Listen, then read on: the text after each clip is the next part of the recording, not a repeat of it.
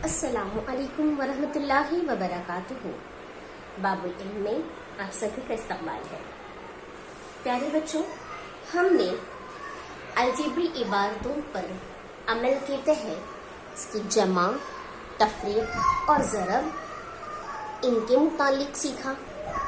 आइए इस लेक्चर में हम एक नया टॉपिक शुरू करें जिसका नाम है यक मुतगय्यरी मुसावात, इक्वेशंस इन वन वेरिएबल। बेटा ये आपने जमा शशु में भी पढ़ा है, सीखा है।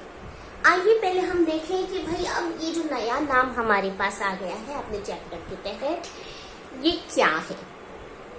पहले हम इसका कंसेप्ट क्लियर करते हैं, उसके बाद हम इसे हल करने के तरीके पर गौर करेंगे। बेटा जब हमें दिया जाए कि 5 जमा 3 यानी ये एक बुनियादी अमल है जो रियाजी का, जब हम ये करते हैं तो हम बता सकते हैं आराम से 5 और 3 हमें बराबर दिया हुआ है, तो ये क्या कहलाएगा?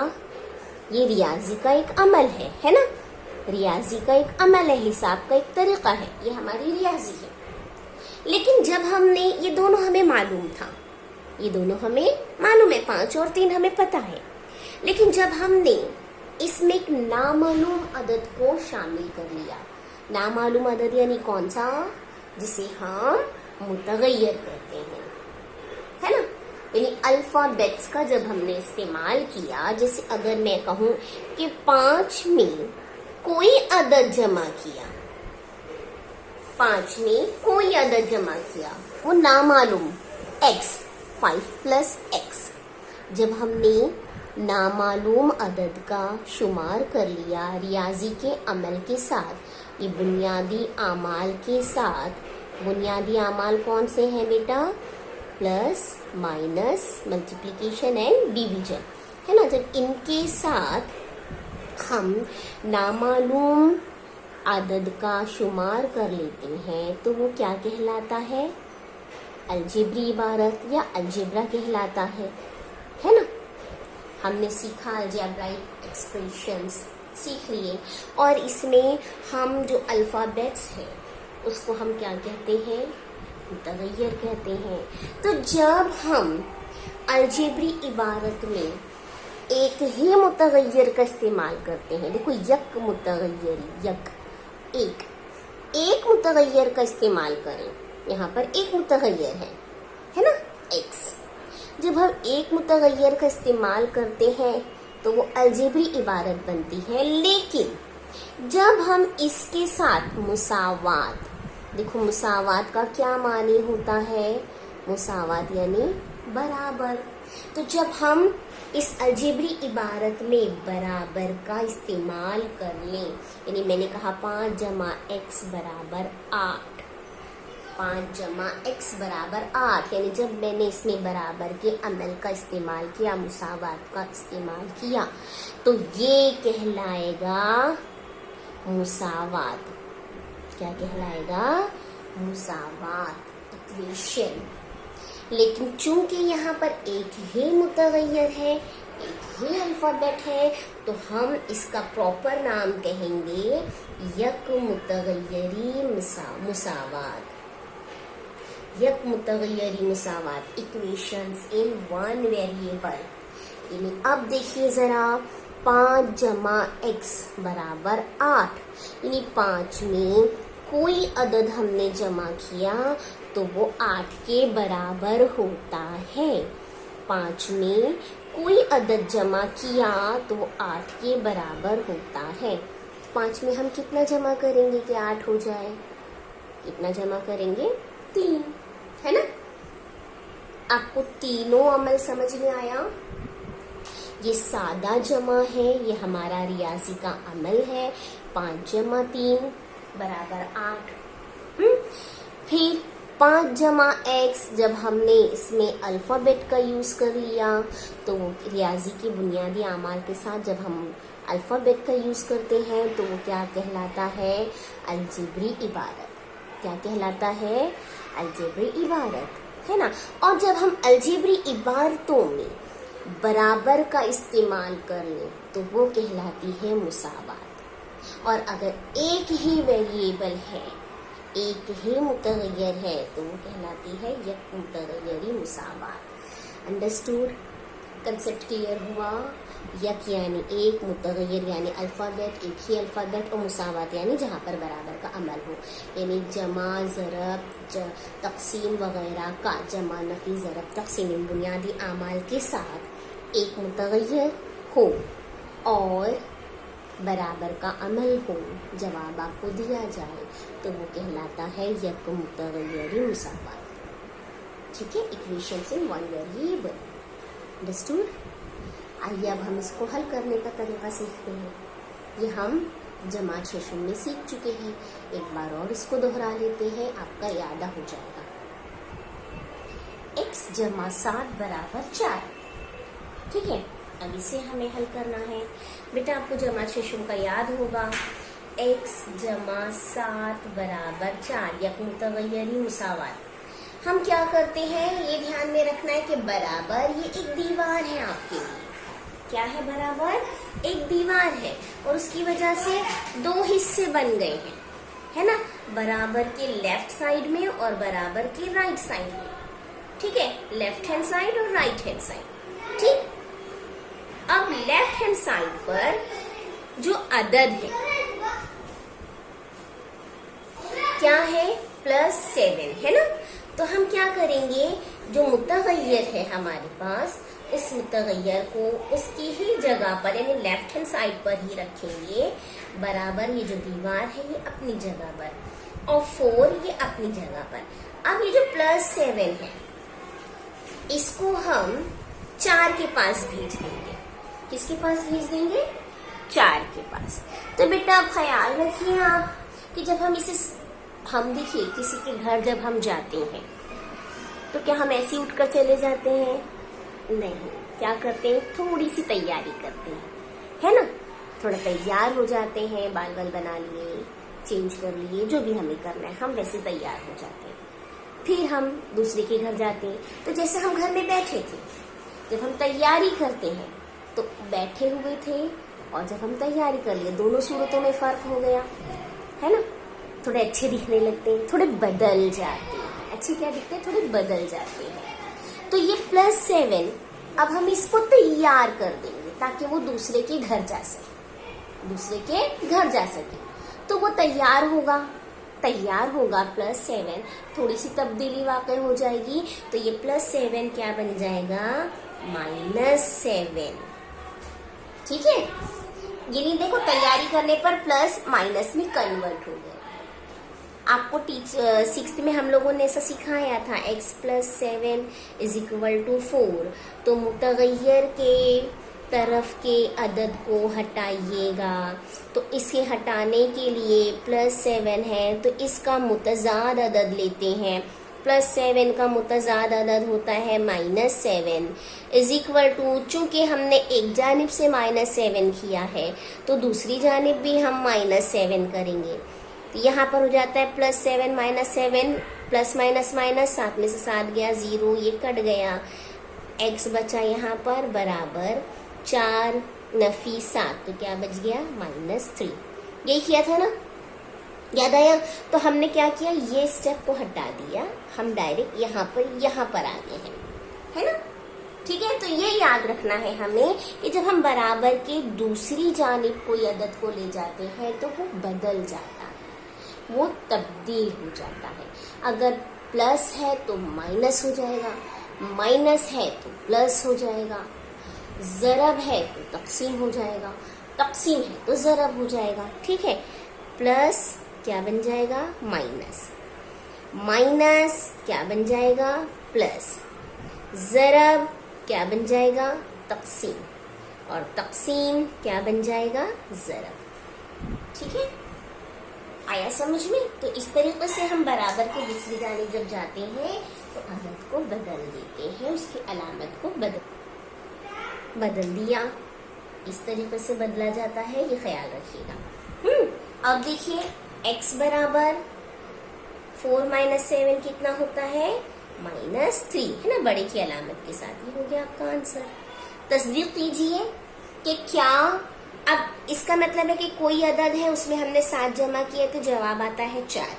देखिए होता है क्या, तस्दीक करके देखिए, तस्दीक, सदाकत की जांच कीजिए। x + 7 = 4।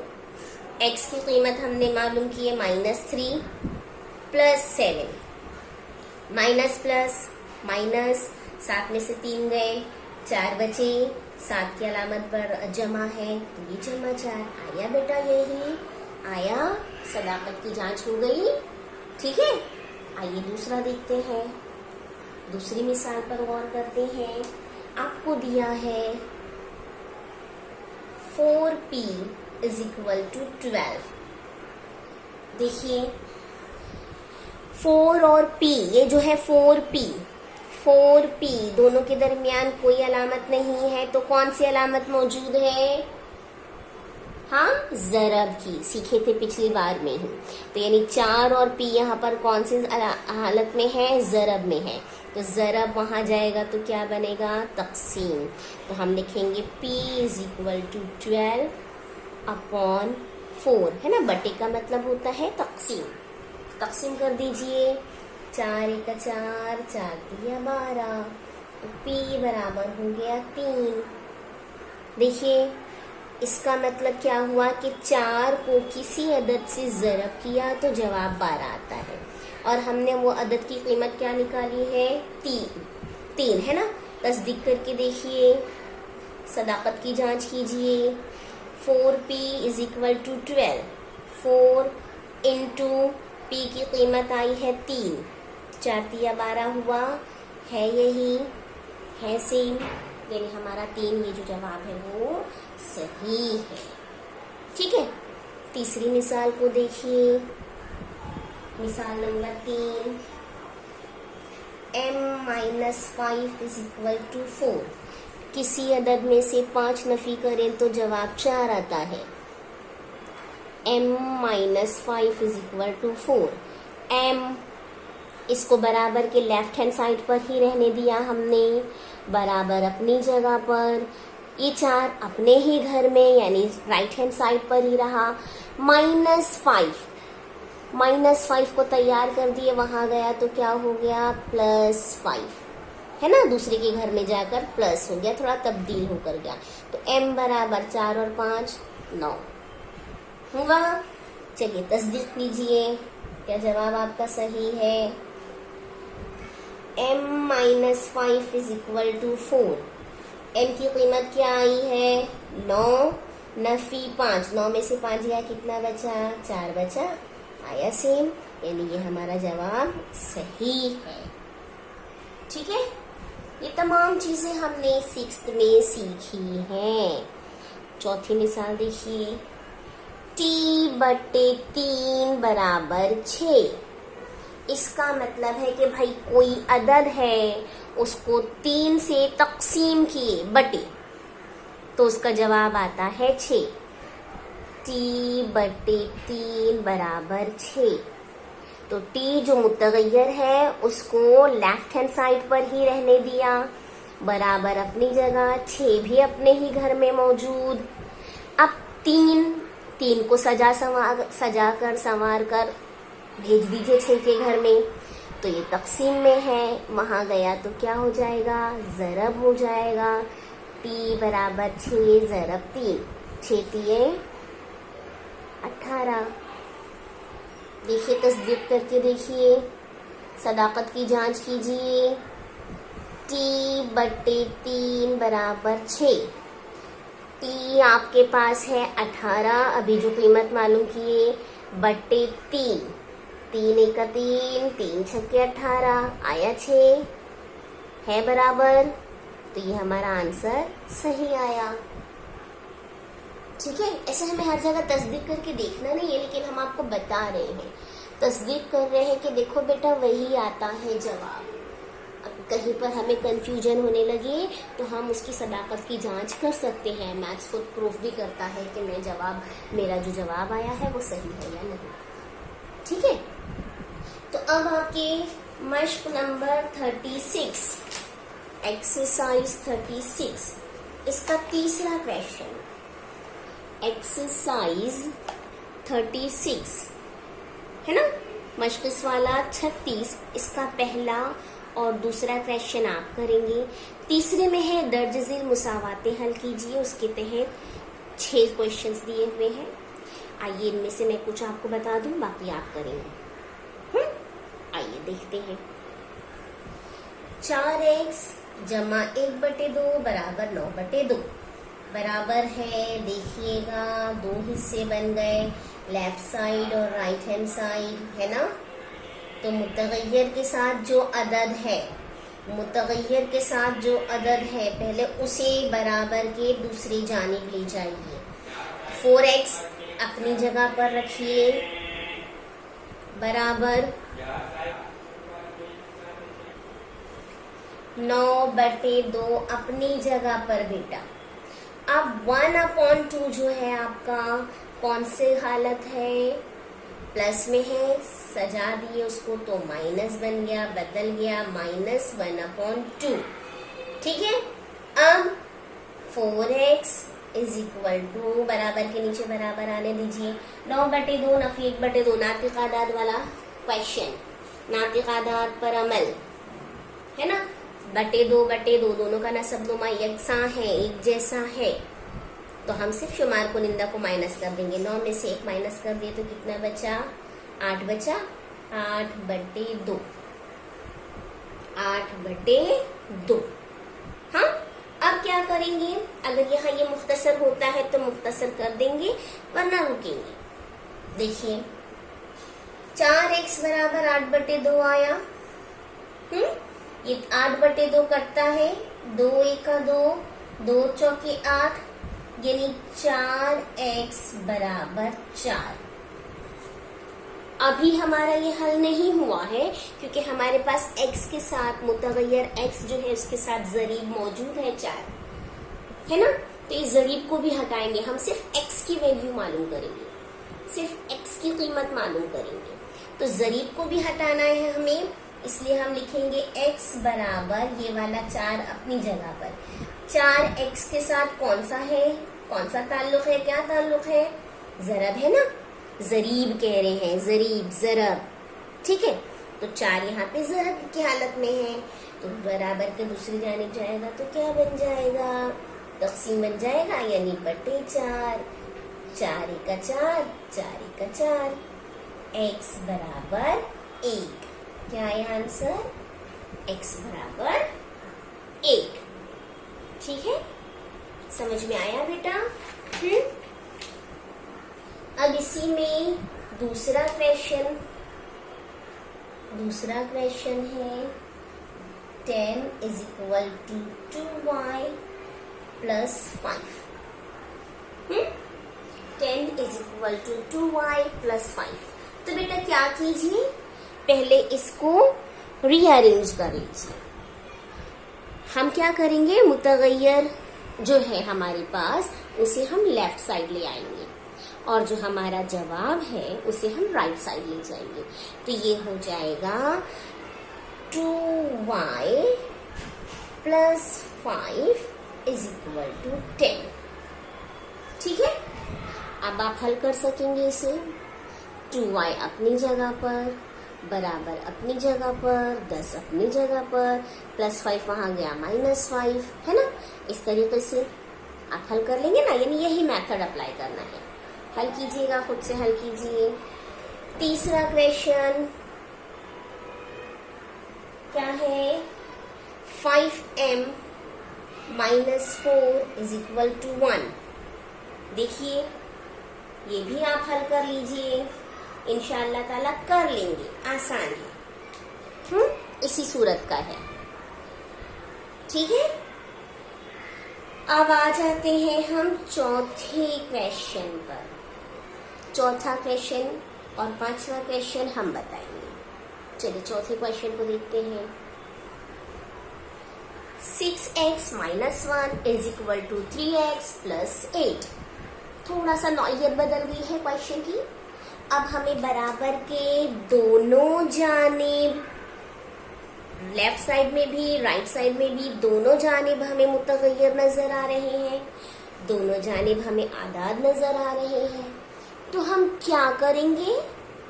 सबसे पहला काम हम मुतगय्यरों को एक साथ करेंगे, आदाद को एक साथ करेंगे। ठीक है, उसूल वही, प्लस वाला माइनस, माइनस वाला प्लस। ठीक है, तो 6x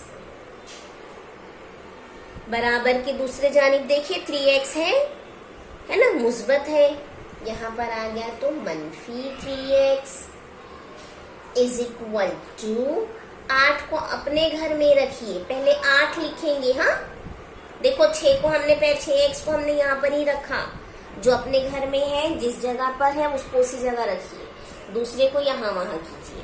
अब -1 है, -1 को वहां ले जाइए, +1, दोनों की पोजीशन पर गौर कीजिए।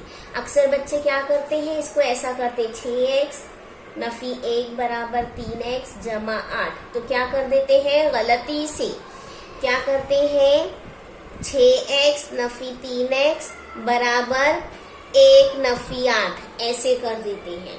बेटा 1 को तो हम ला रहे हैं तो प्लस होगा, लेकिन ये वाला भी तो प्लस है ना, तो उसका मकाम मत बदलो, घर वाले को घर से बाहर मत करो, घर वाले को पहले उसके घर में रहने दो, पहले उसके घर में ही रहने दो जिस जगह पर है, फिर इसको मेहमान बनाकर भेजो। समझा? तो ऐसा ना कीजिएगा। अब देखिए 6x में से 3x माइनस किए तो क्या बचा, 3x बराबर 8 में 1 जमा कर दिए 9, सिंपल। अब मुतगय्यर के साथ जो जरीब है उसको हटाइए, x बराबर 9, 3 जरीब है, जरब की हालत में है, तो यहाँ पर आ गया बटे 3, 3 का 3, 3 दिया 9, x बराबर 3, हो गया आंसर। ठीक है, आया समझ में बेटा? अब एक है 5वां क्वेश्चन करते हैं, छठा आप करेंगे। 5वां क्वेश्चन है 2x minus 4 is equal to 4x plus 2। हर मालूमात का इस्तेमाल हो रहा है। देखिए 2x माइनस 4 कॉसेन में दिया है, यानी ये कौन सा अमल है, यहाँ पर अलजबरी इबारतों की ज़रब का अमल। कॉसेन और अदद के दरमियान कोई अलामत नहीं है, यानी वहां पर क्या मौजूद है, ज़रब मौजूद है। तो कैसे करते हम, ये 2 रुकनी को इस एक रुकनी से ज़रब करेंगे तो क्या हो जाएगा, ये पहले 2 और x को ज़रब करेंगे तो 2 का 2 x हो गया, ये है ना, माइनस फिर 2 और 4 को ज़रब किए, 2 चौके 8, समझा?